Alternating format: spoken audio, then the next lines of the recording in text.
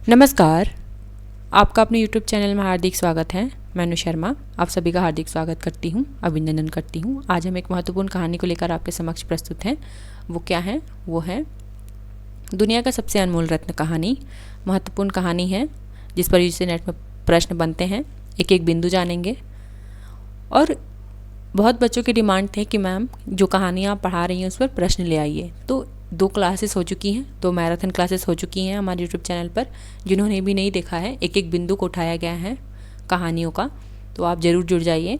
और आलोचकों के कथन उठाए गए हैं। रामचंद्र तिवारी से बहुत प्रश्न बनने लग गया है, वहाँ से उठाया गया है, बच्चन सिंह से उठाया गया है, नगेंद्र से उठाया गया है। जो भी महत्वपूर्ण आलोचक हैं जैसे गोपाल राय आदि, सबके कथन उठाए गए हैं, उद्धृत हैं वहाँ पर। जिन्होंने देखा है वो परिचित होंगे इस तथ्य से।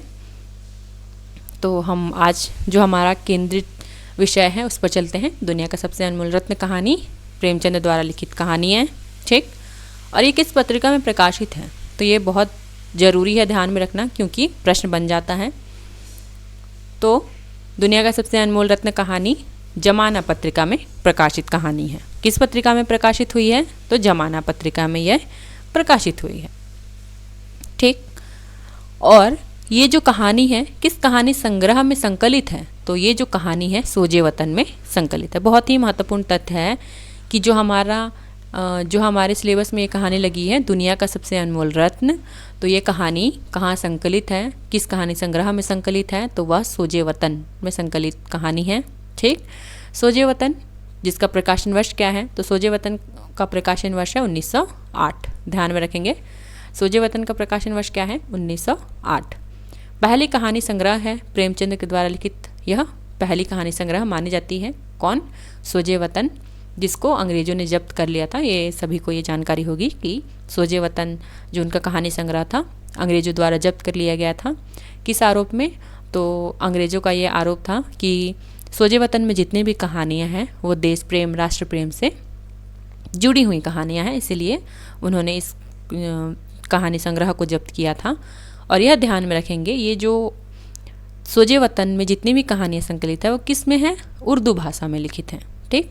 प्रेमचंद आरंभ में उर्दू में लिखते थे, बाद में वो हिंदी में लिखना उन्होंने आरंभ किया था।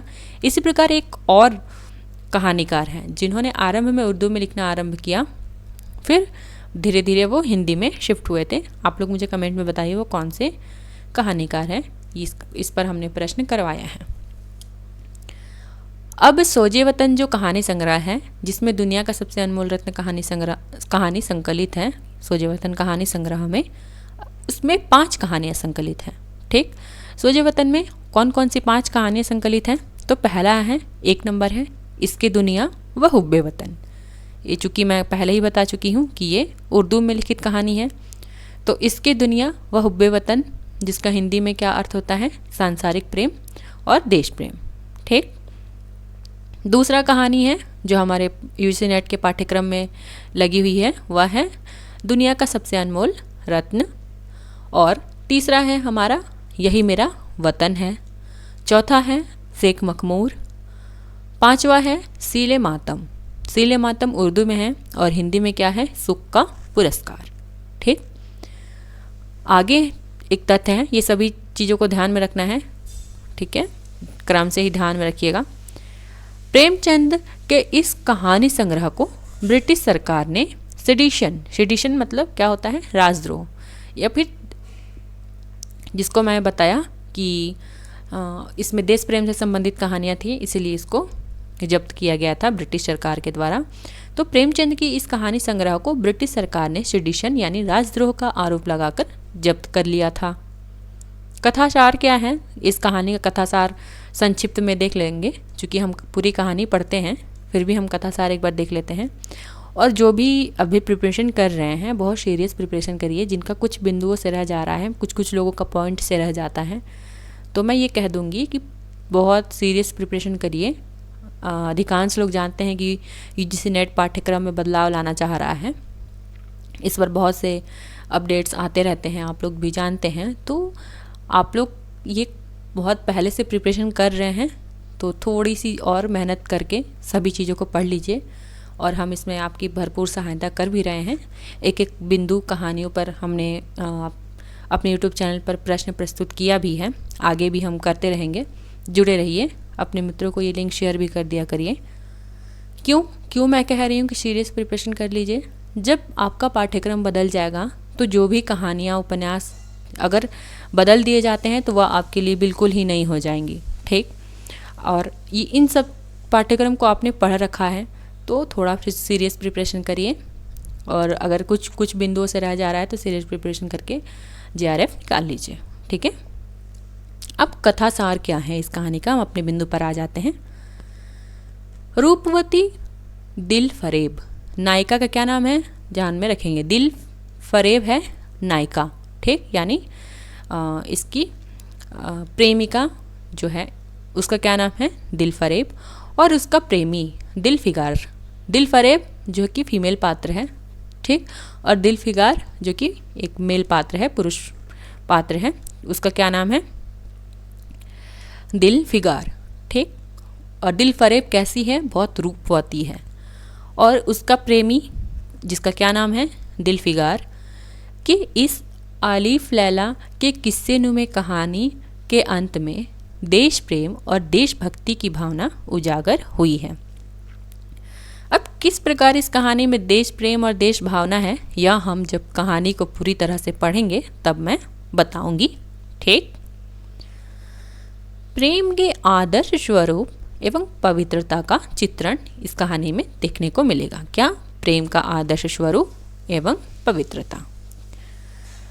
3 अनमोल रत्न की बात की जाती है। कितने अनमोल रत्न की बात की गई है, 3 अनमोल रत्न। कौन कौन से हैं वो, पवित्र आंसू जो कि चोर का होता है, जब हम आगे पढ़ेंगे कहानी तो देखेंगे।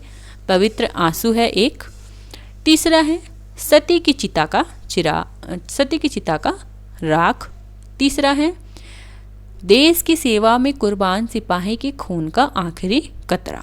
ये 3 अनमोल रत्न की बात है, जिसमें से प्रमुख कौन सा है, देश की सेवा में कुर्बान सिपाही के खून का आखिरी कतरा, जिसको जब उसका प्रेमी जिसका क्या नाम है, दिल फिगार ला देता है तो दिल फरेब बहुत खुश हो जाती है। और एक शहर का जिक्र आएगा जब हम कहानी पढ़ेंगे, तो मिनोसाबाद शहर का जिक्र आएगा। ये मिनोसाबाद है कहाँ, तो ये मिनोसाबाद जो है शहर इटली का शहर है, ठीक। उसका चित्रण हमें देखने को मिलेगा, जहाँ की मल्लिका है नायिका। प्रमुख पात्र कौन कौन हैं, दिल फरेब कैसी है, सौंदर्य की देवी है, बहुत रूपवती है। दिल फिगार जिससे प्रेम करता है, किससे दिल फिगार प्रेम करता है, दिल फरेब से। मिनोसाबाद की मल्लिका है, कौन है मिनोसाबाद की मल्लिका, इस प्रकार भी प्रश्न बनते हैं। तो दिल फरेब जो है वो मिनोसाबाद की मल्लिका है। दिल फिगार को दुनिया का सबसे अनमोल रत्न लाने को कहती है। कौन कहता है दिल फिगार को दुनिया का सबसे अनमोल रत्न लाने को, तो दिल फरेब कहती है। अंत में दिल फिगार द्वारा अनमोल रत्न लाने पर कहती है, अंत में जो वो अनमोल रत्न ला देता है क्या, तो मैंने बताया कि 3 अनमोल रत्न की बात है। एक तो पवित्र आंसू लेकर आता है जब वो, तो खुश होती है, पर वो कहती है कि ये ठीक है लेकिन इससे भी ज़्यादा कुछ अनमोल है। फिर उसका प्रेमी सती की चिता का राख लाता है, वो कहती है कि ये भी ठीक है लेकिन इससे भी कुछ ज़्यादा कीमती होता है, तो अंत में लेके जाता है वो देश की सेवा में कुर्बान सिपाही के खून का आखिरी कतरा। तो ये बोलती है कि हाँ यही सबसे अनमोल रत्न है, ठीक। और जब वो लेकर आ जाता है ये, तो वो क्या कहती है, आज से तू मेरा मालिक है और मैं तेरी लौंडी। कौन कहता है ये, तो दिल फिगार कहती है, किससे, दिल फरेब से, ठीक। दिल फिगार कौन है, दिल फिगार जो है दिल फरेब का सच्चा प्रेमी है, ठीक। दुनिया का सबसे अनमोल रत्न ढूंढकर लाता है, क्योंकि मैंने बताया कि दिल फिगार ही लेकर आता है सबसे अनमोल रत्न, जिस पर बहुत खुश हो जाती है दिल फरेब, ठीक। और गौण पात्र, बहुत से लोग होते हैं जो गौण पात्रों को छोड़ देते हैं, और यूजीसी नेट जो है छोटी छोटी चीज़ों को ही उठा रहा है, तो गौण पात्र को भी आपको ध्यान में रखना जरूरी है। तो काला चोर जो सैकड़ों आदमियों का कातिल, जिसे फांसी दी जाने से पूर्व अंतिम इच्छा के रूप में एक बालक से मिलने दिया जाता है। देखेंगे एक चोर जो कि सैकड़ों लोगों को मार चुका है और उसको जब फांसी होने वाली होती है तो अंतिम इच्छा एक बालक से मिलने की वो जिताता है। पहले अनमोल रत्न के रूप में इसकी आंसू दिलफिगार लाता है। इसी के आंसू को दिलफिगार लाता है पहली बार में। ठीक है। दूसरा पात्र है बुजुर्ग। बुजुर्ग कौन? हरा आमामा बांधे एक बुजुर्ग, एक हाथ में तस्बीह है और दूसरे हाथ में लाठी है इस बुजुर्ग के। ठीक है। दिलफिगार को पूरब की ओर हिंदुस्तान भेजता है। अब ये ध्यान में रखेंगे, दिलफिगार परेशान हो जाता है कि आखिर ये दुनिया का सबसे अनमोल रत्न है क्या। तो बुजुर्ग उसको कहता है कि तू जा हिंदुस्तान में, वहाँ पर तुझे ये दुनिया का सबसे अनमोल रत्न मिल जाएगा। तो दिलफिगार को पूरब की ओर कौन भेजता है? तो यही बुजुर्ग व्यक्ति भेजता है। उसके बाद वो एक सिपाही का खून का आखिरी कतरा ले आता है और जो कि सबसे अनमोल रत्न बताया गया है। और फिर एक बात आता है सिपाही, हिंदुस्तान का सच्चा राजपूत सिपाही जो अपने देश के लिए बहादुरी से जान दे देता है। कौन? सिपाही। दिलफिगार दुनिया का सबसे अनमोल रत्न उसी सिपाही के आखिरी रक्त का कतरा लाता है। ठीक है। किसका? इस सिपाही का जो कि देश प्रेम में अपना जान दे देता है। इसके अलावा कौन कौन से पात्र हैं? एक युवती और युवती का मृत पति इसमें आते हैं। अब हम मेन कहानी पर आ जाते हैं। ठीक। कौन क्या क्या कथासार के रूप में हमने देख लिया। अब हम मेन कहानी को पढ़ लेते हैं। ठीक है। जूम इन कर लेती हूँ थोड़ा।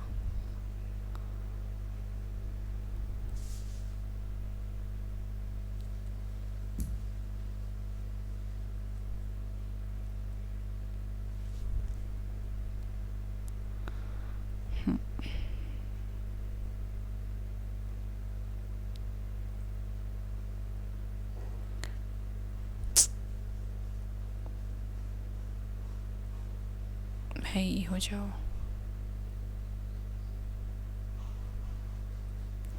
इससे ज़्यादा नहीं हो पा रहा है। चलो ठीक है। दुनिया का सबसे अनमोल रत्न प्रेमचंद। थोड़ा पेन भी छोटा करती हूँ।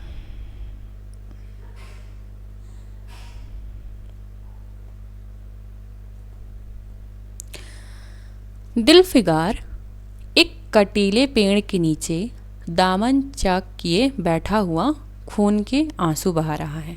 दिलफिगार कौन है? दिलफिगार प्रेमी है। ठीक। दिलफरेब का क्या है? वो एक कटीले पेड़ के नीचे बैठे हुए आंसू बहा रहा है, खून के आंसू बहा रहा है। ठीक। क्यों? चलिए इसके जानते हैं। वह सौंदर्य की देवी यानी मल्लिका दिलफरेब का सच्चा और जान देने वाला प्रेमी है। मैं चूँकि पहले ही बता चुकी हूँ, वो दिलफरेब को बहुत प्रेम करता है, बहुत चाहता है और उसका एक सच्चा प्रेमी है, उसके लिए जान देने वाला प्रेमी है। उन प्रेमियों में नहीं जो इत्र फुलेल में बसकर और शानदार कपड़े से सजकर आशिक की वेशभूषा में माशूकियत का दम भरते हैं। ठीक। बल्कि उन सीधे साधे भोले भाले फिदाइयों में हैं जो जंगल और पहाड़ों से सर टकराते हैं और फरियाद मचाते फिरते हैं। दिलफरेब ने उससे कहा था। क्या कहा था दिलफरेब ने?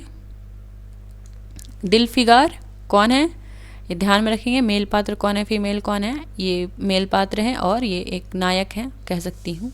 ठीक। और दिलफरेब कौन? नायिका है।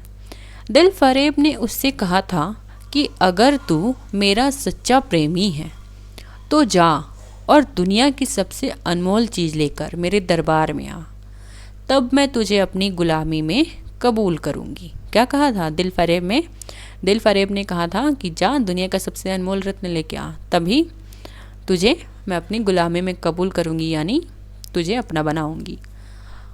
अगर तुझे यह चीज़ न मिले तो खबरदार इधर रुख ना करना वरना सूली पर खिंचवा दूंगी। क्या कहा था? अगर तुझे दुनिया की सबसे अनमोल रत्न जो है वो अगर नहीं मिलता है तो इधर का रुख मत करना, मतलब इधर आना भी नहीं, वरना क्या करूंगी? सूली में खिंचवा दूंगी। दिलफिगार को अपनी भावनाओं के प्रदर्शन का, सिकवे शिकायत का, प्रेमिका के सौंदर्य दर्शन का तनिक भी अवसर न दिया गया। दिलफरेब ने ज्यों ही यह फैसला सुनाया, उसके चौबदारों ने गरीब दिलफिगार को धक्के देकर बाहर निकाल दिया।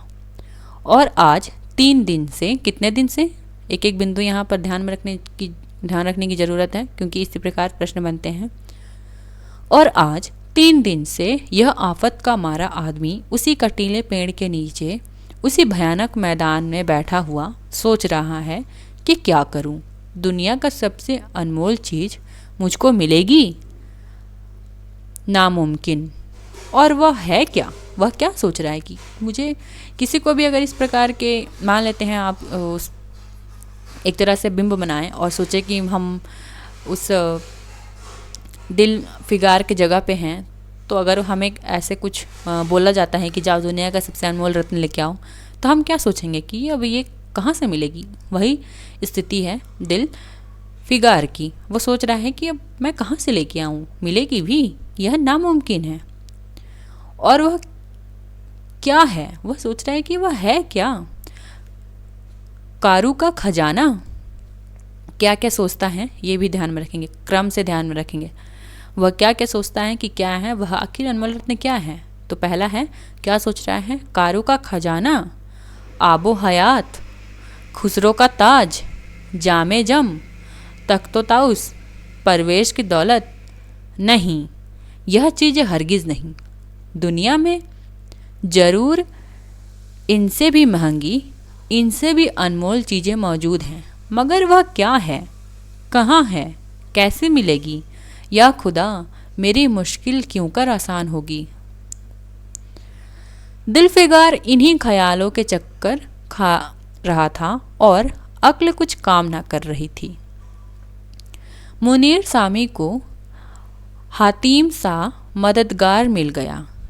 एक काश कोई मेरा भी मददगार हो जाता। एक काश मुझे भी उस दुनिया का, जो दुनिया का सबसे बेशकीमती चीज़ है, नाम बता दिया जाता। भला से वह चीज़ हाथ ना आती, मगर मुझे इतना तो मालूम हो जाता कि वह किस चीज़ है, वह किस किस्म की चीज़ है। उसको समझ ही नहीं आ रहा है भी कि वो क्या अनमोल रत्न है। मैं घड़े बराबर मोती की खोज में जा सकता हूँ। मैं समुद्र का गीत, पत्थर का दिल, मौत की आवाज़ और इनसे भी ज़्यादा बेनिशान चीज़ों की तलाश में कमर कस सकता हूँ। तो ये देख सकते हैं कि कितना डेडिकेटेड है वो, कि ये सब चीज़ें वो कर सकता है जो नामुमकिन से दिखती हैं। मगर दुनिया का सबसे अनमोल चीज़, यह मेरी कल्पना की उड़ान से बहुत ऊपर है। आसमान पर तारे निकल आए थे। दिलफिगार यकाएक खुद का नाम लेकर उठा और एक तरफ को चल खड़ा हुआ। भूखा प्यासा, नंगे बदन, थकान से चूर, वह बरसों वीरानों और आबादियों का खाक छानता फिरा। तलवे कांटे से छलनी हो गए। शरीर में हड्डी ही हड्डी दिखाई देने लगी, मगर वह चीज़ जो दुनिया का सबसे बेशकीमती चीज़ थी, ना मिली और ना उसका कुछ नामो निशान मिला।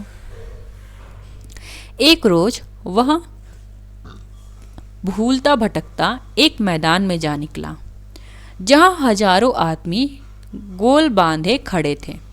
बीच में कई अमामे और चोगे वाले दढ़ियल काजी अफसरी शान से बैठे हुए आपस में कुछ सलाह मशविरा कर रहे थे। और इस जमात से ज़रा दूर एक सूली खड़ी थी। दिलफिगार कुछ तो कमजोरी की वजह से, कुछ यहाँ की कैफियत देखने के इरादे से ठिठक गया। क्या देखता है कि कई लोग नंगी तलवारें लिए एक कैदी को, जिसके हाथ पैर में जंजीरें थीं, पकड़े चले आ रहे हैं। क्या देखता है कि एक कैदी को जिसके हाथ पैर में क्या लगी है, जंजीरें लगी हैं, उसको पकड़कर लिए आ रहे हैं। सूली के पास पहुंचकर सब सिपाही रुक गए और कैदी की हथकड़ियाँ बेकड़ियाँ सब उतार ली गई। बेड़ियाँ सब एक जगह आकर रुक गए। कहाँ? सूली के पास आकर रुक गए और कैदी के हाथ में जो भी हथकड़ियाँ बेड़ियाँ वगैरह लगाई गई थी वो सभी उतार ली गई। इस अभागे आदमी का दामन सैकड़ों बेगुनाहों के खून के छींटे से रंगीन था। मतलब उसने सैकड़ों बेगुनाहों की क्या की थी? जान ली थी। और उसका दिल नेकी के ख्याल और रहम की आवाज़ से ज़रा भी परिचित ना था। उसे काला चोर कहते थे। कौन इसे क्या कहते थे? काला चोर, जिसने कितने लोगों को, लगभग सैकड़ों लोगों को, बेगुनाह लोगों को उसने मारा था और जिसके हृदय में थोड़ा भी नेकी का ख्याल ना था। उसे लोग क्या कहते थे? काला चोर। ठीक। सिपाहियों ने उसे सूली के तख्ते पर खड़ा कर दिया, मौत की फांसी उसकी गर्दन में डाल दी और जल्लादों ने तख्ता खींचने का इरादा किया कि वह अभागा मुजरिम चीख कर बोला, खुदा के वास्ते मुझे एक पल के लिए फांसी से उतार दो, तनिक अपने दिल की आखिरी आरजू निकाल लूं। जैसे ही उसको फांसी देने के लिए चढ़ाया जाता है तो वह चीख पड़ता है और क्या बोलता है कि मेरा जो आखिरी आरजू है, मेरी आखिरी जो इच्छा है वह मुझे पूरी कर लेने दो। किसने कहा? काला चोर ने। यह सुनते ही चारों तरफ सन्नाटा छा गया। लोग अचंभे में आकर ताकने लगे। काजियों ने एक मरने वाले की अंतिम याचना को रद्द करना उचित न समझा और बदनसीब पापी काला चोर जरा देर के लिए फांसी से उतार लिया गया। इसी भीड़ में एक खूबसूरत भोला भाला लड़का एक छड़ी पर सवार होकर अपने पैरों पर उछल उछल फर्जी घोड़ा दौड़ा रहा था और अपनी सादगी की दुनिया में ऐसे मग्न था जैसे वह इस वक्त सचमुच किसी अरबी घोड़े का सहसवार है। कौन? एक लड़का जो कि भोला भाला है। ठीक। उसका चेहरा उस सच्ची खुशी से कमल की तरह खिला हुआ था जो चंद दिनों के बीच बचपन में ही हासिल होती है और उसकी याद हमको मरते दम तक नहीं भूलती। उसका दिल अभी तक पाप के इर्द गिर्द और धूल से अछूता था और मासूमियत उसे अपनी गोद में खिला रही थी। मतलब बहुत छोटा बच्चा था जो कि पाप पुण्य जैसे चीज़ों से उसका दूर दूर तक कोई वास्ता नहीं होता है और वो किस तरह था? मासूम था बहुत। ठीक। बदनसीब काला चोर फांसी से उतरा। हजारों आंखें उस पर गड़ी हुई थी। वह उस लड़के के पास आया और गोद में उठाकर प्यार करने लगा। उसे इस वक्त वह जमाना याद आया जब वह खुद ऐसा ही भोला भाला, ऐसा ही खुश व खुर्रम और दुनिया की गंदगियों से ही पाक साफ था। माँ गोदियों में खिलाती थी, बाप बलाए लेता था और सारा कुनबा जान न्यौछावर करता था। किस पर? वो काला चोर अपने बारे में सोचने लगा जब वो छोटा बच्चा था। जब क्या करती थी माएँ? उसको माँ गोदी में रखती थी, खिलाती थी गोदी में, बाप बलाएं लेता था और सारा कुनबा और सारा जो मोहल्ले के लोग हैं, जो चूँकि एक जो बच्चा होता है वो अगर बहुत प्यारा होता है तो सभी लोग उसको प्यार करते हैं। मोहल्ला हो, घर हो, परिवार हो, बाहर हो, जहाँ भी बच्चा जाएगा वहाँ उसको प्रेम करते हैं। उसी प्रकार जब काला चोर छोटा था तो उसको भी लोग, आसपास के परिवार वाले सभी बहुत प्रेम करते थे। काले चोर के दिल पर इस वक्त बीते हुए दिनों की याद का इतना असर हुआ कि उसकी आँख से जिन्होंने दम तोड़ती हुई लाशों को तड़पते देखा, न झपकी आंसू का एक कतरा टपक पड़ा। मतलब वो आखिर चोर का आंसू क्यों है कीमती? क्योंकि उसने सैकड़ों लोगों की जान ली है, तड़पते देखा है लोगों को, चूँकि उसने खुद ही मारा है और बेकसूर लोगों को मारा है, बेगुनाह लोगों को मारा है। फिर भी उसकी आंखें उन तड़पते लोगों को देखकर उसकी आंखों से आंसू नहीं आता था, लेकिन आज उसके आंखों से पहली बार एक आंसू आया है, आंसू का एक कतरा टपक पड़ा है। दिलफिगार ने लपक कर उस अनमोल मोती को हाथ में ले लिया और उसके दिल ने कहा, बेशक यह दुनिया का सबसे अनमोल चीज़ है, जिस पर तख्ते ताउश और जामे जाम और आबो हयात और जरे परवजे सब न्यौछावर हैं। किस पर? किसके आंसू पर? काले चोर के आंसू पर। इस ख्याल से खुश होता, कामयाबी की उम्मीद में सरमस्त दिलफिगार अपनी माशुका दिलफरेब के शहर मिनोशाबाद, वहाँ की वो मल्लिका है, और मिनोशाबाद है कहाँ का? इटली का। ठीक, मैं पहले ही बता चुकी हूँ, इटली का ये शहर है मिनोशाबाद को चला। मगर ज्यों ज्यों मंजिलें तय होती जाती थी, उसका दिल बैठा था कि उस चीज़ की जिसे मैं दुनिया का बेशकीमती चीज़ समझता हूँ, दिलफरेब की आंखों में कद्र ना हुई तो मैं फांसी पर चढ़ा दिया जाऊँगा और इस दुनिया से नामुराद जाऊँगा। मतलब वो जा तो रहा था लेके उस चोर के आंसू को, फिर भी उसके हृदय में एक तरह की आशंका थी कि अगर ये सबसे बेशकीमती चीज़ नहीं हुआ, तो उसने पहले ही कहा था उसकी नायिका ने कि बेशकीमती चीज़ नहीं लेकर आए तो तुमको फांसी पर चढ़ा दूंगी, कहा था ना। वो उसको ये चीज़ का ध्यान है, तो वो सोच रहा है कि अगर ये बेशकीमती चीज़ नहीं हुआ दिलफरेब की आंखों में, तो उसको सूली पर चढ़ा दिया जाएगा। लेकिन जो हो सो हो, अब तो किस्मत आजमाई है।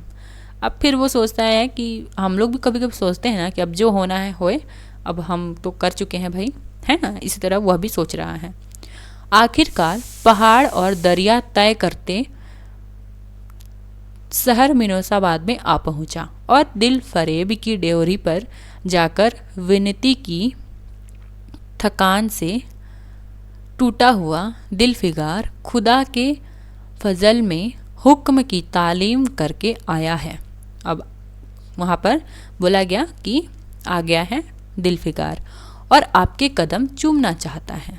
किसके? उसकी प्रेमिका के। दिलफरेब ने फौरन अपने सामने बुलावा भेजा और एक सुनहरे पर्दे की ओट से फरमाइश की कि वह अनमोल चीज़ पेश करो। और वह कहती है, जब लेके जाता है दिलफिगार चोर के आंसू, दिलफरेब कहती है, और किस प्रकार? सुनहरे पर्दे की ओट से है, अभी वो सामने नहीं आई है। ठीक, कहती है कि कौन सी अनमोल चीज़ लेकर आए हो, पेश करो। दिलफिगार ने आशा और भय की एक विचित्र मनः स्थिति में वह बूंद पेश की और सारी कैफियत बहुत पुरअसर लफ्ज़ों में बयान की। और उसने जो भी चीज़ें वहाँ घटनाएं घटित हुई थी, काले चोर के साथ जो भी चीज़ें घटित हो रही थी, उसने दिलफरेब को बता दिया। दिलफरेब ने पूरी कहानी बहुत गौर से सुनी और वह भेंट हाथों में लेकर जरा देर तक गौर करने के बाद बोली, दिलफिगार क्या कह रही है ये नायिका कह रही है, देखिए क्या कह रही है। बेशक तूने दुनिया की बेशकीमती चीज़ ढूंढ निकाली, तेरी हिम्मत और तेरी सूझबूझ की दाद देती हूँ, मगर यह दुनिया की सबसे बेशकीमती चीज़ नहीं। इसीलिए तू यहाँ से जा और फिर कोशिश कर, शायद अब तेरे हाथ में मोती लगे और तेरी किस्मत में मेरी गुलामी लिखी हो। क्या कहती हैं कि हाँ ठीक है, ये भी बेशकीमती चीज़ है, लेकिन इससे भी बेशकीमती चीज़ है, और जाकर तू अब प्रयास कर, इससे भी बेशकीमती चीज़ ला। ठीक, जैसा कि मैंने पहले ही बतला दिया था कि मैं तुझे फांसी पर चढ़वा सकती हूँ, मगर तेरी जाबख्शी करती हूँ, इसलिए कि तुझ में वह गुण मौजूद हैं जो मैं अपने प्रेमी में देखना चाहती हूँ, और मुझे यकीन है कि तू ज़रूर कभी न कभी कामयाब होगा। लेकिन वो चूँकि पहले ही बता चुकी होती है कि अगर नहीं ला रहा है सबसे बेशकीमती चीज़ तो तुमको मैं सूली पर चढ़वा दूंगी। लेकिन जब वो उसके प्रयास को देखती है तो वो उसको लगता है कि ठीक है, ये मेरा प्रेमी बनने लायक है और इसमें वो गुण मौजूद है, इसलिए वो बख्श देती है और कहती है कि जाओ और ढूंढो। नाकाम और नामुराद दिलफिगार इस माशूकान इनायत से ज़रा दिलेर होकर बोला, ए दिल की रानी। कौन कह रहा है, किससे कह रहा है, ये ध्यान में रखेंगे, कोटेशंस पूछते हैं। ए दिल की रानी, बड़ी मुद्दत के बाद तेरी ड्योरी पर सजदा करना नसीब होता है। फिर खुदा जाने ऐसा दिन कब आएगा, क्या तू अपने जान देने वाले आशिक के बुरे हाल पर तरस ना खाएगी, और क्या अपने रूप की एक झलक दिखाकर इस जलते हुए दिल फिगार को आने वाली शक्तियों को झेलने की ताकत ना देगी। क्या कह रहा है कि तू थोड़ा सा तो अपना झलक दिखा और मुझ में ये एक तरह से की हिम्मत दे कि मैं आगे जाकर ये चीज़ें लड़ सकूं, तेरे लिए वह चीज़ ला सकूं ताकि तू मुझे कबूल करे। तेरी एक मस्त निगाह के नशे में चूर होकर मैं वह कर सकता हूँ जो आज तक किसी से न बन पड़ा हो। और वो क्या कह रहा है कि तेरी एक मस्त निगाह से अगर मैं उसको देख लेता हूँ तो मैं वो सब चीज़ें कर सकता हूँ जो आज तक किसी ने न किया हो। दिल फरेब आशिक की यह चाव भरी बातें सुनकर गुस्सा हो गई और हुक्म दिया कि इस दीवाने को खड़े खड़े दरबार से निकाल दो।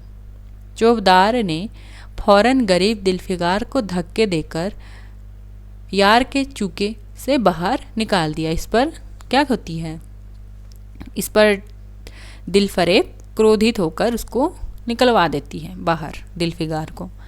कुछ देर तक तो दिलफिगार अपनी निष्ठुर प्रेमिका के इस कठोरता पर आंसू बहाता है। कुछ देर तक तो वो रोता है और सोचने लगता है कहाँ जाऊँ। मुद्दतों रास्ते नापते और जंगलों में भटकने के बाद आंसू का यह बूंद उसे मिला था। अब ऐसी कौन सी चीज़ है जिसकी कीमत इस आबदार मोती से ज़्यादा हो। हज़रत खिज़्र, तुमने सिकंदर को आबो हयात के कुएं का रास्ता दिखाया था, क्या मेरी बाह ना पकड़ोगे?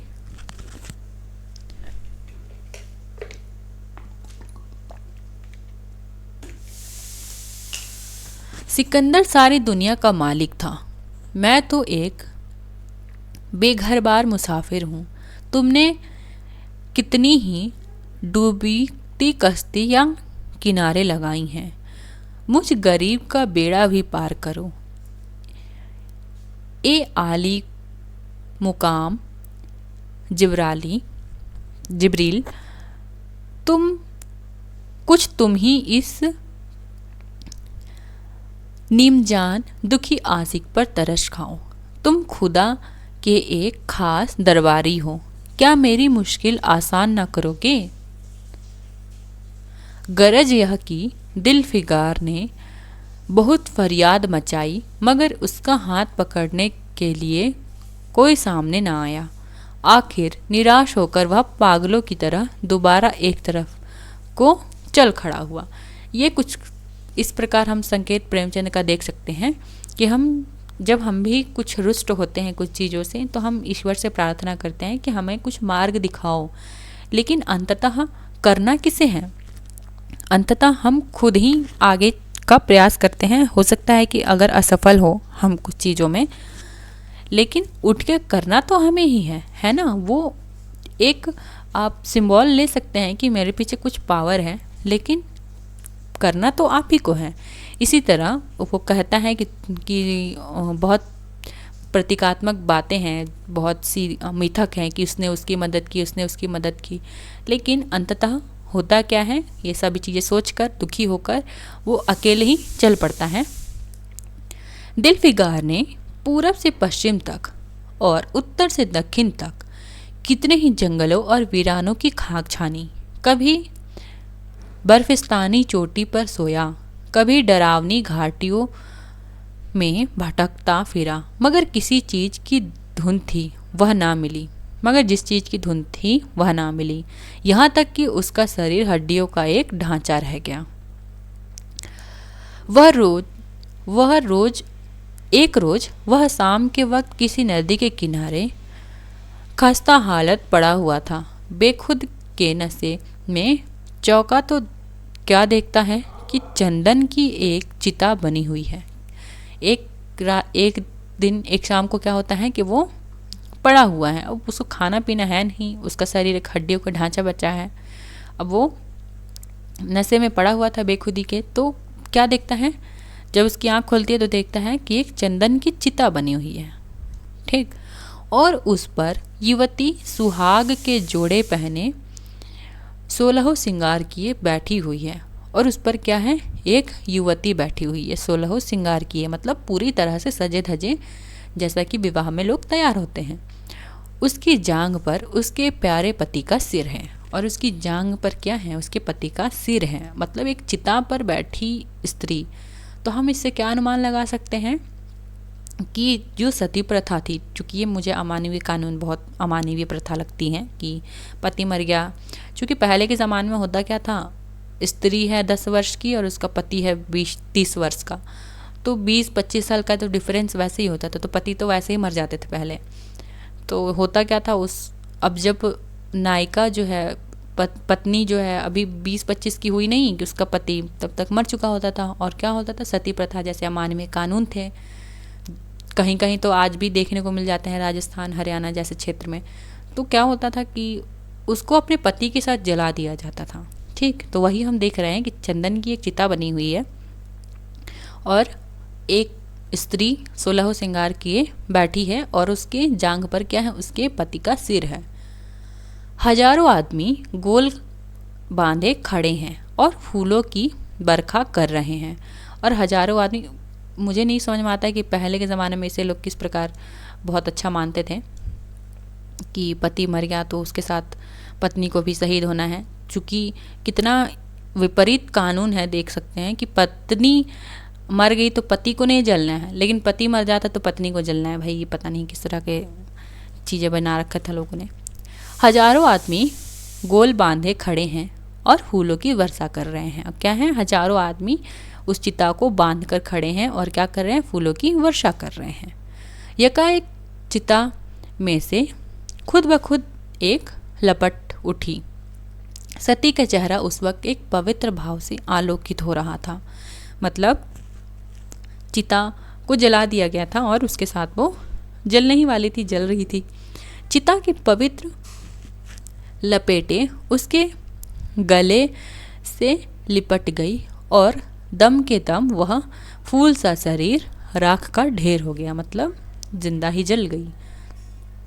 प्रेमिका ने अपने को प्रेमी पर न्यौछावर कर दिया और दो प्रेमियों के सच्चे पवित्र और अमर प्रेम की अंतिम लीला आँख से ओझल हो गई।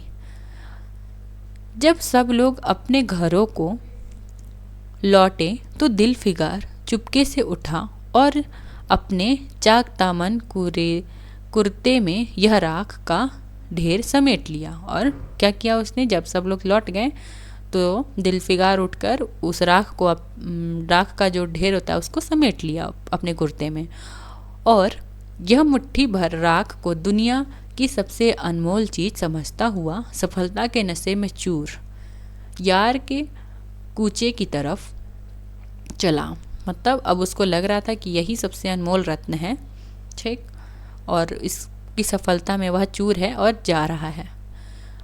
अब कि ज्यों-ज्यों वह अपनी मंजिल के करीब आता उसकी हिम्मत बढ़ती जाती थी। अब उसको लगता था कि यही दुनिया की सबसे अनमोल चीज़ है। कोई उसके दिल में बैठा हुआ यह कह रहा था, अब की तेरी जीत है। और इस ख्याल ने उसके दिल को जो जो सपने दिखाए उसकी चर्चा व्यर्थ है। अब वो सोच रहा था कि अब की बार तो मेरी जीत है। या हम कुछ इसी प्रकार समझ सकते हैं कि हम सोचते हैं कि कोई दिक्कत नहीं है, जितनी भी मुश्किलें आ रही हैं आ लो, जेआरएफ निकल गया तो बाकी प्रोफेसर तो बनना मेरे हाथ में है, और उसके बाद के सपने ख्याली पुलाव तो हम पका ही लेते हैं, है ना। तो कुछ कुछ इसी तरह का हाल है।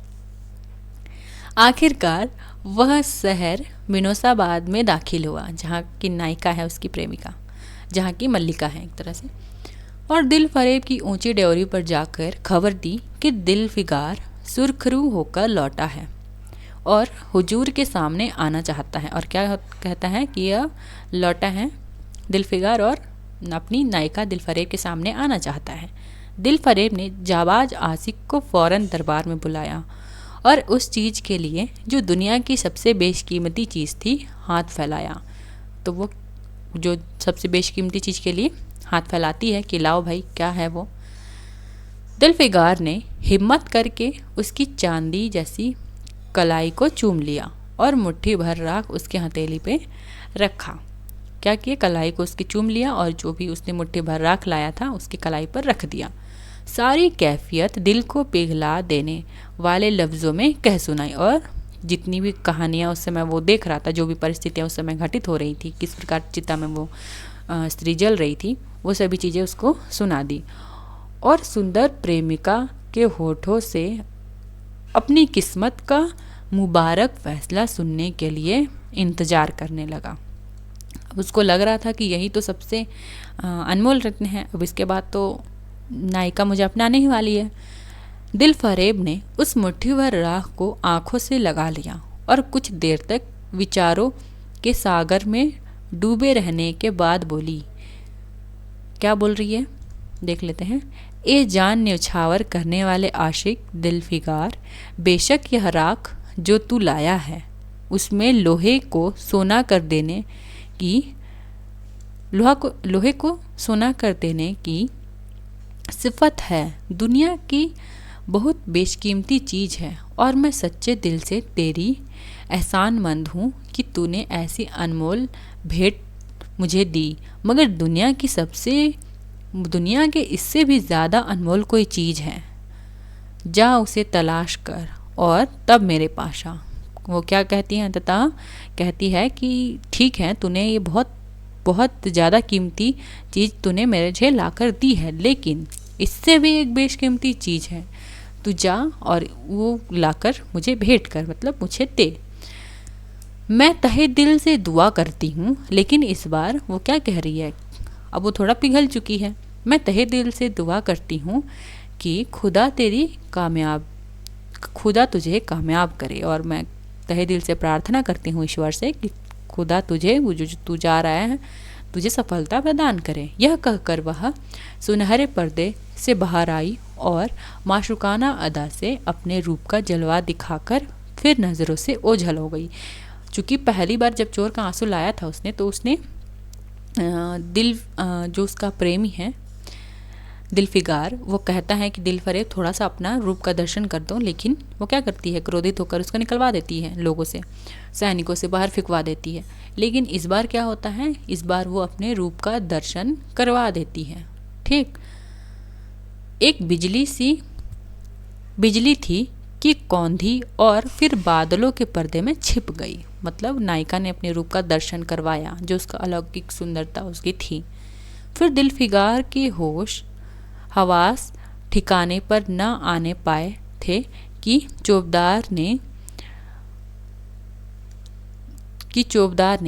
मुलायमियत से उसकी हाथ पकड़कर यार के कूचे से उसको निकाल दिया।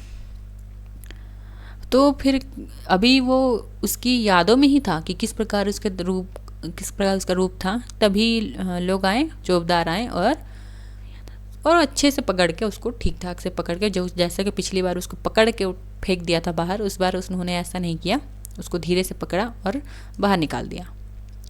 फिर तीसरी बार वह प्रेम का पुजारी निराश और अथाह समुंदर में गोते खाने लगा। अब उसको कुछ समझ ही नहीं आ रहा है कि अब ये तीसरी बार फिर दो बार तो ला ही चुका है।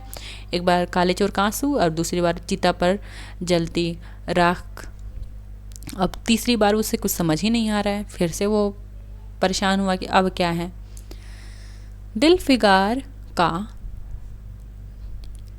हियाव छूट गया। उसे यकीन हो गया कि मैं दुनिया में इसी तरह नासाद और नामुरीद मर जाने के लिए पैदा किया गया था। अब उसको लगने लगा कि अब कुछ नहीं होने वाला, कि मेरा तो ऐसा लगता है ना हमें भी कभी कभी कि अब तो मेरा कुछ नहीं होने वाला, अब मैं ऐसे ही मरने वाला हूँ। ठीक है, तो उसको भी यही फील हो रहा है। और अब इसके सिवाय और कोई चारा नहीं कि किसी पहाड़ पर चढ़कर नीचे कूद पड़ूं, ताकि माशूक के जुल्मों की फरियाद करने के लिए एक हड्डी भी बाकी ना रहे। अब उसको क्या आ रहा है, अब उसको मन कर रहा है एक तरह से सुसाइड ही कर लेता हूँ, चलो इन सब चीज़ों से, झंझट से तो मुक्ति मिलेगी। ठीक, वह दीवाने की तरह उठा और गिरता पड़ता एक गगनचुंबी पहाड़ की चोटी पर जहाँ पहुँचा। किसी और समय वह ऐसे ऊंचे पहाड़ पर चढ़ने का साहस ना कर सकता था, मगर इस वक्त जान देने के जोश में उसे वह पहाड़ एक मामूली टोकरी से भी ज़्यादा ऊंचा न नजर आया। मामूली टेकरी है, ठीक है, से भी ज़्यादा ऊंचा न नजर आया। करीब था कि वह नीचे कूद पड़े कि हरे हरे कपड़े पहने हुए एक हरा अमामा बांधे एक बुजुर्ग, कौन, हरा अमामा बांधे एक बुजुर्ग, किस तरह का हरा अमामा बांधा है, ठीक, एक बुजुर्ग एक हाथ में तस्बीह और दूसरे हाथ में लाठी लिए। प्रश्न बनता है यहीं से कि कौन बुजुर्ग किस कलर का अमामा पहने था, तो हरा कलर का, और उसके एक हाथ में क्या है, तस्बीह, दूसरे हाथ में लाठी है, लिए बरामद हुए और हिम्मत बढ़ाने के स्वर में बोला, दिल फिगार, नादान दिल फिगार, यह क्या बुजदिल जैसी हरकत। क्या कह रहा है वो वृद्ध बुजुर्ग, वो कह रहा है कि ये क्या तुम बुजदिलों जैसे हरकत कर रहे हो।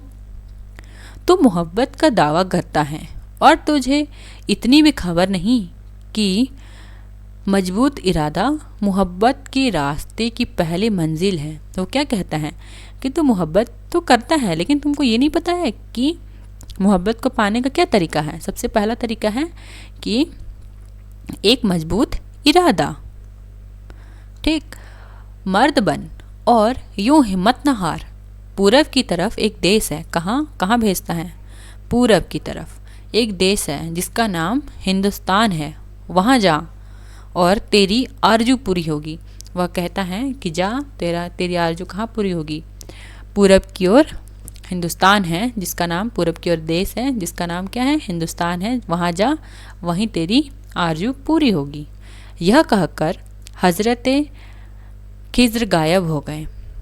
दिलफिगार ने शुक्रिया की नमाज अदा की और ताज़ा हौसले, ताज़ा जोश और अलौकिक असहायता का सहारा पाकर खुश खुश पहाड़ से उतरता और हिंदुस्तान की तरफ चल पड़ा। कहाँ चल पड़ा, हिंदुस्तान की तरफ। मुद्दतों तक कांटे से भरे हुए जंगल, आग बरसाने वाले रेगिस्तानों, कठिन घाटियों और अलंग पहाड़ पर्वतों को तय करने के बाद दिलफिगार हिंद की पाक सरजमीन में दाखिल हुआ। मतलब किस प्रकार, क्या क्या उसको मिले, तो कांटों से भरे जंगल, आग बरसाने वाले रेगिस्तान, कठिन घाटियाँ, अलंग पहाड़, मतलब बड़े बड़े पर्वतों को पार करता हुआ वो पहुंच गया हिंदुस्तान। और एक ठंडे पानी के सोते में सफ़र की तकलीफ़ें धोकर थकान के मारे नदी के किनारे लेट गया, चूँकि वो थक गया था। शाम होते होते वह एक चटियल मैदान में पहुंचा, जहाँ बेशुमार अधमरी और बेजान लाशें बिना कफन के पड़ी हुई थी। कहाँ, एक मैदान में पहुंचता है जहाँ पर क्या था, बेशुमार लाश, अधमरी लाशें और बेजान लाशें बिना कफन के पड़ी थी। चील, कौवे और वहशी दरिंदे मरे हुए थे। सारा मैदान खून से लाल हो रहा था। यह डरावना दृश्य देखते ही दिलफिगार का जी दहल गया। जा खुदा, मतलब या खुदा, किस मुसीबत में जान फंसी। मरने वालों का कराहना, सिसकना, एड़ियाँ रगड़ कर जान देना, दरिंदों का हड्डियों को नोचना और गोश्त के लोथड़े को लेकर भागना, ऐसा हौलनाक सीन दिलफिगार ने कभी न देखा था। यकाएक उसे ख्याल आया, यह लड़ाई का मैदान है और यह लाशें सूरमा सिपाहियों की हैं। तो उसके ख्याल क्या आता है कि यह एक युद्ध का मैदान है और ये लाशें किसकी पड़ी हुई हैं? सूरमा जो सिपाही हैं उनकी लाशें हैं। इतने में करीब से कराहने की आवाज़ आई। इतने में एक कराहने की आवाज़ आई। दिलफिगार उस तरफ फिरा तो देखा कि एक लंबा तगड़ा आदमी, जिसका मर्दाना चेहरा जान निकलने की कमजोरी से पीला हो गया है, जमीन पर सिर झुकाए पड़ा है। सीने से खून का फव्वारा जारी है, मगर आबदार तलवार के मुठ पंजे से अलग नहीं हुआ। दिलफिगार ने एक चीथड़ा लेकर घाव के मुंह पर रख दिया ताकि खून रुक जाए और बोला, ए जवां मर्द, तू कौन है? ये कौन कह रहा है? ध्यान में रखेंगे, ये जो कथन है वो दिलफिगार का है और सिपाही से है। क्या है? ए जवां मर्द, तू कौन है? जवां मर्द ने यह सुनकर आंखें खोली और वीर की तरह बोला, क्या तू नहीं जानता मैं कौन हूँ? क्या तूने आज तक इस तलवार की काट नहीं देखी? मैं अपनी माँ का बेटा और भारत का सपूत हूँ। यह कहते कहते उसकी त्योरियों पर बल पड़ गए। पीला चेहरा गुस्से से लाल हो गया और आबदार शमशीर फिर अपना जौहर दिखाने के लिए चमक उठी। दिलफिगार समझ गया कि इस वक्त मुझे दुश्मन समझ रहा है। क्या समझ रहा है दिलफिगार? क्या समझा कि इस वक्त ये मुझे दुश्मन समझ रहा है, दुश्मन देश का समझ रहा है। नरमी से बोला, क्या बोलता है नरमी से दिलफिगार कि ए जवां मर्द, मैं तेरा दुश्मन नहीं हूँ, अपने वतन से निकला हुआ एक गरीब मुसाफिर हूँ। इधर भूलता भटकता आ निकला। बराए मेहरबानी मुझसे यहाँ की कुल कैफियत बयान कर, मतलब कि यहाँ क्या चल रहा है मुझे बता। यह सुनते ही घायल सिपाही बहुत मीठे स्वर में बोला, अगर तू मुसाफिर है तो आ मेरे खून के तर लहू में बैठ जा, क्योंकि यही 2 अंगुल जमीन है जो मेरे पास बाकी रह गई है और जो सिवाय मौत के कोई नहीं छीन सकता। क्या कहता है कि सिपाही कि यही अब ज़मीन मेरे पास बची है जो केवल मौत के सिवाय और मुझसे कोई नहीं छीन सकता। अफसोस है कि तू यहाँ ऐसे वक्त आया जब हम तेरा आतिथ्य सत्कार करने योग्य नहीं है। हमारे बाप दादा का देश आज हमारे हाथ से निकल गया और इस वक्त हम बेवतन हैं। मगर पहलू बदल कर कहता है, हमने हमलावर दुश्मनों को बता दिया कि राजपूत अपने देश के लिए कैसी बहादुरी से जान देते हैं। यह आसपास जो लाशें तू देख रहा है, यह उन लोगों की हैं जो इस तलवार के घाट उतरे हैं मुस्कुराकर, और गोया कि मैं बेवतन हूँ, मगर गनीमत है कि दुश्मन की ज़मीन पर मर रहा हूँ। सीने के घाव से चीथड़ा निकालकर निकाल देता है सैनिक, क्या तूने यह मरहम रख दिया? खून निकलने दे, इसे रोकने से क्या फ़ायदा? क्या मैं अपने ही देश में गुलामी करने के लिए जिंदा रहूं? नहीं, ऐसे ज़िंदगी से मर जाना अच्छा, इससे अच्छी मौत मुमकिन नहीं है। कौन कहता है? ये सैनिक कहता है, सिपाही कहता है। जवां मर्द की आवाज़ मध्यम हो गई, अंग ढीले पड़ने लगे, खून इतना ज़्यादा बहा कि खुद ब खुद बंद हो गया। मतलब इतना ज़्यादा खून बह गया था कि खून बहते बहते खुद ही बंद हो गया था। रह रहकर एकाध बूंद टपक पड़ता था। आखिरकार सारा शरीर बेदम हो गया। दिल की हरकत बंद हो गई और आंखें मूंद गई, मतलब उसकी मृत्यु हो गई। दिलफिगार ने समझा अब काम तमाम हो गया कि मरने वाले ने धीमे स्वर में कहा, भारत माता की जय। क्या कहा उसने? भारत माता की जय। और उसके सीने से खून का आखिरी कतरा निकल पड़ा। एक सच्चे देश प्रेमी और देशभक्त ने देशभक्ति का हक अदा कर दिया। दिलफिगार पर इस दृश्य का बहुत गहरा असर पड़ा और उसके दिल ने कहा, बेशक दुनिया में खून के इस आखिरी कतरे से ज़्यादा अनमोल चीज़ कोई नहीं हो सकती। अब उसको क्या लगता है कि ये जो देशभक्त है, जिसने देशभक्ति में अपने जान को न्यौछावर किया है, इससे ज़्यादा अनमोल रत्न तो कोई चीज़ नहीं हो सकती। उसने फौरन उस खून की बूंद को, जिसके आगे यमन का लाल भी हेच है, हाथ में ले लिया और इस दिलेर राजपूत की बहादुरी पर हैरत करता हुआ अपने वतन की तरफ रवाना हुआ और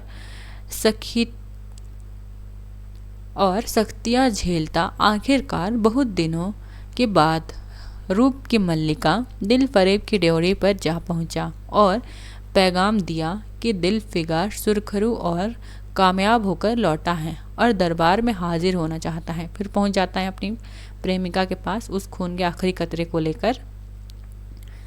दिलफिगार ने उसे फौरन हाजिर होने का हुक्म दिया। खुद हस्बे मामूल सुनहरे पर्दे की ओट में बैठी और बोली, दिलफिगार, अब की तू बहुत दिनों बाद वापस लौटा है, ला दुनिया का सबसे बेशकीमती चीज़ कहाँ है? दिलफिगार ने मेहंदी रची हथेलियों को चूमते हुए खून का आखिरी कतरा उस पर रख दिया और पूरी कैफियत पुरजोर लहजे में कह सुनाई। वह खामोश भी न होने पाया था कि यकाएक सुनहरा पर्दा हट गया और दिलफिगार के सामने हुस्न का एक दरबार सजा हुआ नजर आया, जिसकी एक एक नाज़नीन जुलेखा से बढ़कर थी। दिलफरेब बड़ी शान के साथ सुनहरी मसनद पर सुशोभित हो रही थी। दिलफिगार हुस्न की यह तिलस्म देखकर अचंभे में पड़ गया और चित्रलिखित सा खड़ा रहा कि दिलफरेब मसनद से उठी और कई कदम आगे बढ़कर उससे लिपट गई। किससे? दिलफिगार से। गाने वालों ने खुशियों के गाने शुरू किए। दरबारियों ने दिलफिगार को नज़रें भेंट की और चांद सूरज को बड़ी इज्जत के साथ मसनद पर बैठा दिया। चांद सूरज मतलब दिलफिगार और दिलफरेब को। जब वह लुभावनी गीत बंद हुआ तो दिलफरेब खड़ी हो गई और हाथ जोड़कर दिलफिगार से बोली, ए जानिसार आशिक दिलफिगार, मेरी दुआ बर आई और खुदा ने मेरी सुन ली और तुझे कामयाब व सुरखरू किया। आज से तू मेरा मालिक और मैं तेरी लौंडी। किसने कहा है ये? ध्यान में रख लेंगे। तो दिलफरेब ने कहा है। ठीक। यह कहकर उसने एक रत्न जड़ित मंजूसा मंगाई और उसमें से एक तख्ती निकाली जिस पर सुनहरे अक्षरों में लिखा था, खून का वह आखिरी खतरा